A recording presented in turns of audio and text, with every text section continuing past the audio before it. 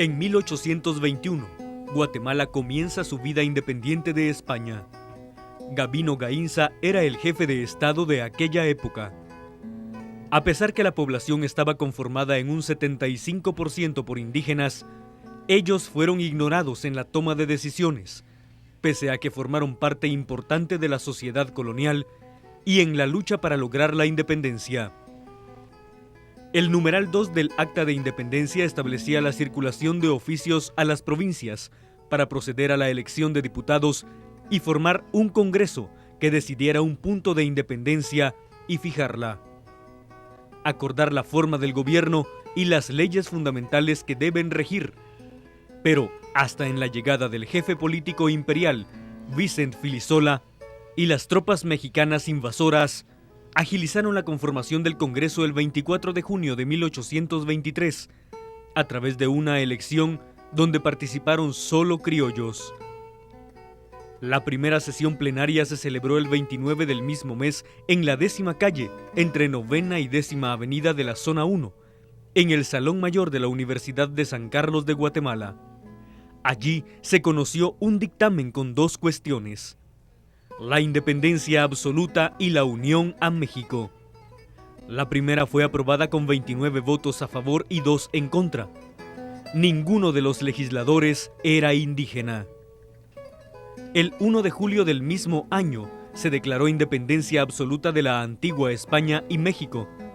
Se formaron las Provincias Unidas de Centroamérica, conformadas por los países del Istmo. El 2 de julio el Congreso se declaró como Asamblea Nacional Constituyente, en la cual residía la soberanía.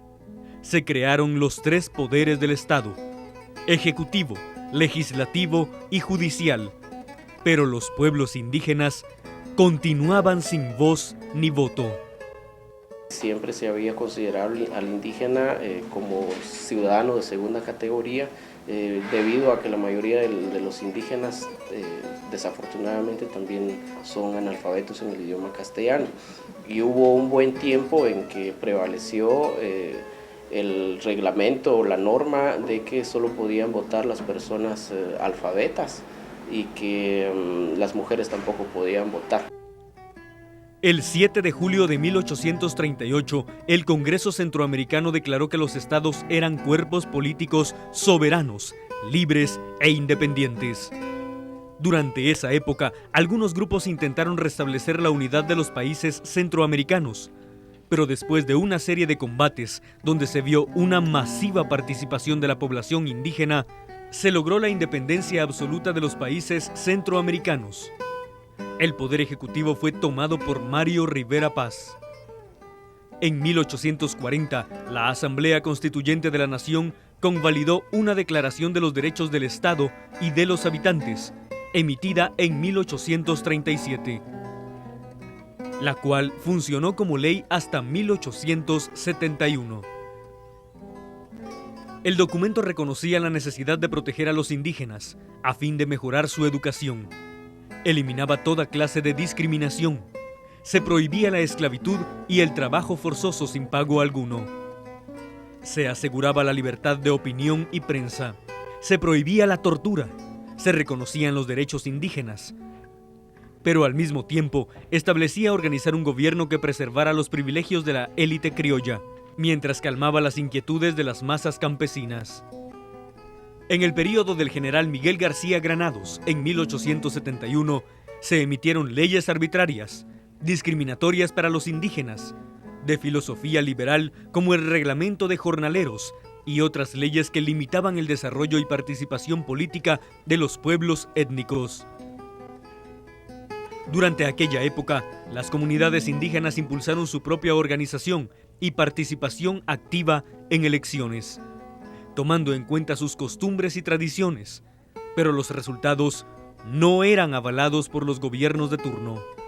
Mientras hubo una exclusión hacia los indígenas, no se puede decir de que no hubo participación política durante ese tiempo, sino hubo participación política por medios propios, la alcaldía indígena, la cofradía, los alcaldes auxiliares incluso, que tienen su propia historia, son como reductos de la cultura indígena un poco mixtos, porque digamos fueron instrumentos de colonización y de imposición, pero como medida y estrategia de resistencia los pueblos indígenas lo utilizaron para resguardar muchos elementos de la cultura y sobre todo de sistemas propios de participación y de gobierno. De 1871 al 24 de octubre de 1944, los pueblos indígenas resistieron años de exclusión en su participación cívico-política. Cuando la Junta Revolucionaria llegó al poder en octubre de 1944, encabezada por Jorge Torriello Garrido, Juan José Arévalo Bermejo, Jacobo Arbenz Guzmán y Francisco Javier Arana, fueron impulsados proyectos que garantizaban el respeto a los derechos de los ciudadanos para ser tratados civilizadamente, especialmente la población maya, xinca y garífuna. En 1945 se reformó la legislación nacional, donde se reconoció el derecho de sufragio de hombres, alfabetas, analfabetas y a la mujer analfabeta, pero especialmente la de la población indígena. Además, se permitió la libre organización de partidos políticos. Surge un partido Frente Indígena Nacional, FIN, y seguramente muchos hermanos ya mayores de edad se recuerdan de que ese es un intento de que los indígenas hablen por su propia cuenta y digan que sí, ellos tienen capacidad de participar directamente en los espacios de elección. Años posteriores al período de los gobiernos de la Revolución, quienes estuvieron en el poder hasta 1955, la nación sufre 3 décadas y 6 años de conflicto armado interno, dejando una cifra trágica de 200.000 muertos, 150.000 desaparecidos y más de 40.000 huérfanos. La mayoría eran indígenas. Durante esa época, los pueblos multiétnicos mantenían una organización firme, capaz de alcanzar triunfos en elecciones populares, pero el poder económico y la exclusión debilitaban las bases del movimiento. Luego, hace ya un par prácticamente una década, cuando el Frente Democrática Nueva Guatemala surge, pero no surgió así nomás. Creo que todos los que hacen análisis saben exactamente de que hay una fuerza que ayudó que FDNG sale a luz pública, que es el Nukuj Ajpop. Nukuj Ajpop es una iniciativa que surge directamente del movimiento indígena y es el movimiento que le da como legitimidad a las acciones del FDNG. Y es ahí, en ese espacio, que surge la experiencia que Rosalina llega al poder dentro del organismo legislativo. El reconocimiento del carácter multilingüe y pluricultural de la sociedad se restableció con la firma de los acuerdos de paz el 29 de diciembre de 1996. Pero hasta 1999 comenzó la participación de comités cívicos en las comunidades indígenas. Estos fueron alternativas importantes que garantizaron mayor participación de los pueblos indígenas en elecciones populares oficiales. Durante la contienda electoral de 2003, se postuló un total de 686 candidatos a diputados. 286 de ellos eran hombres indígenas y 37 mujeres mayas. De los 331 municipios que celebraron elecciones generales, únicamente 118 indígenas fueron electos como alcaldes municipales. Para el período electoral 2004-2008, únicamente 15 diputados indígenas lograron el triunfo, 2 para el listado nacional, 2 del departamento de Guatemala, 1 de Zacatepeques, 2 de Chimaltenango, 2 de Sololá, 2 de Totonicapán, 1 de San Marcos, 1 de Huehuetenango y 2 de Alta Verapaz. Llegaron a diversas alcaldías diferentes etnias indígenas, 30 alcaldes quichés, 10 quechís, 30 cachiqueles, 3 sutujiles, 4 pocomchís, 25 mames, 3 canjobales, 1 aguacateco, 3 chujes, 1 poptí, 1 zipacapense, 3 pocomames, 1 achí, 1 zacapulteco, 1 ixil, 1 chortí. En total, 118 alcaldes. El organismo legislativo está conformado por 158 diputados. La participación indígena representa menos del 10%. En las alcaldías la participación es del 35%. Durante los comicios electorales, la gran dificultad que enfrenta la población indígena para emitir el sufragio es el desconocimiento de la lectura y escritura. Emiten el voto acertando el símbolo, desconociendo el nombre del candidato y el cargo al que se postulan. En los departamentos y municipios mayoritariamente indígenas, durante el año electoral, los partidos políticos y candidatos con mayores recursos económicos son los que logran llegar al poder local. Los comités cívicos únicamente representan espacios de participación y el derecho de organización política de los pueblos mayas.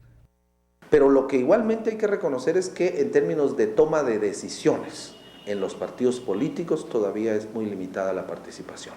Se quedan en los cuadros municipales o en todo caso en cuadros departamentales, pero falta aún conquistar espacios en espacios nacionales de elección, diputaciones nacionales, distritales, encabezamientos o sobre todo en términos de candidaturas presidenciales o vicepresidenciales. La participación en ese sentido todavía es muy limitada y el conocimiento y la reflexión ciudadana igualmente tiene limitaciones. La permanencia de observadores electorales que atiendan a votantes en idiomas mayas, la inclusión de personas indígenas en las juntas electorales y una masiva presencia de hombres y mujeres indígenas ejerciendo el sufragio son otros avances que se ven durante el desarrollo de los comicios. En 2003, los 11 partidos políticos que compitieron en las contiendas electorales centraron sus discursos en resolver problemas de comunidades indígenas, pero con presiones de algunas organizaciones mayas. En 2003 y 2007 se logró que algunos presidenciables establecieran en sus planes de trabajo apertura de espacios políticos para comunidades indígenas. El fortalecimiento de la construcción de la unidad y de la identidad nacional, la implementación del Acuerdo de Identidad y Derechos de los Pueblos Indígenas, la incorporación de indígenas con capacidad, experiencia y probidad a las estructuras del Estado, el reconocimiento de las alcaldías indígenas, el derecho consuetudinario, el combate del racismo y la discriminación, la oficialización de los idiomas indígenas, la inversión de mayores recursos para la educación bilingüe y el cumplimiento de los acuerdos de paz siguen siendo hasta la fecha parte de las agendas de los candidatos. Los pueblos indígenas representados a través de organizaciones mayas plantean cada año electoral ante los presidenciables una agenda para mejorar el desarrollo de sus comunidades, la asignación de un presupuesto para erradicar el racismo y la discriminación contra los pueblos indígenas a través de los ministerios de Educación y Cultura. Por el otro lado, también ha habido toda una serie de demandas desde las comunidades, desde los procesos organizados en los departamentos, para ir resolviendo sus necesidades económicas y sociales.